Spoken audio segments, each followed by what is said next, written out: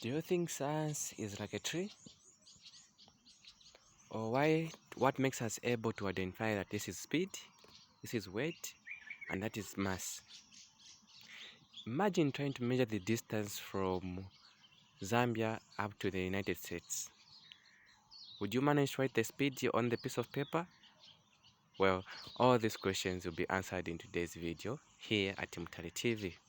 In today's lesson, we're going to look at what physics is, properties of matter, international system of units, types of physical quantities, and prefixes.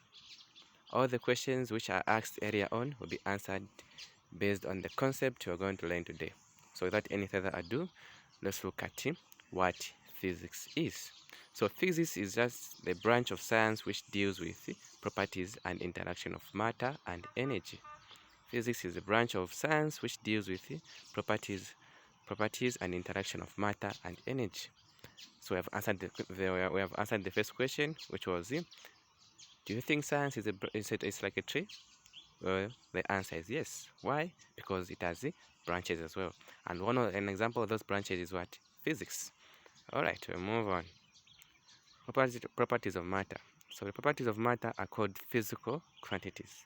The properties of matter are called what? Physical quantities. And physical quantities are just simply measurable features or properties of an object. This can be length, height, or weight. Those are the properties of an object. So without anything further ado, we move on to international system of units. So what is the international system of units? This is simply the units which are agreed upon the world in simpler terms. For example, the units for speed here in Zambia is meters per second. Also in America, it's also meters per second. Why? Because it has been agreed in all parts of the world that the units of speed should be what? Should be meters per second. The reason why the scientists came up with the international system of units is because when someone has found a research or someone has discovered something new, they want to be using the same units all around the world so that they should not get confused. When I say the object is traveling at 5 meters per second, someone who's in Germany or someone who's in the United States should not get confused at what is this guy talking about. That's why we have the international system of units. It's like a uniform. If you understand the purpose of why we wear a uniform when going to school, it's trying to be equal. That's the same purpose for international system of units. So that the scientists who's in Zambia and the scientists who's in the United States, when they discover something new, they should be able to explain to one another without confusing or lost the other person in explanation. That's why the SI unit, the international system unit, was made. The short form, you can say it's just SI units. I've explained what it is. So the types of physical quantities. So there are two types of physical quantities. Namely, you have base quantities and derived quantities. So first of all, let's look at the base quantities.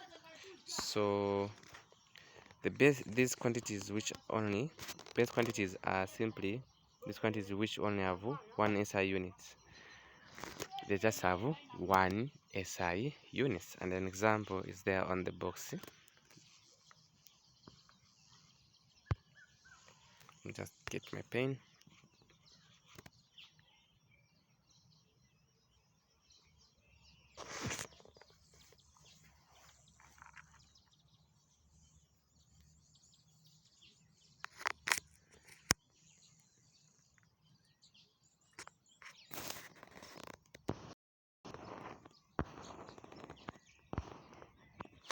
Okay, so an example of base quantities is meters. The one we have right here, meters.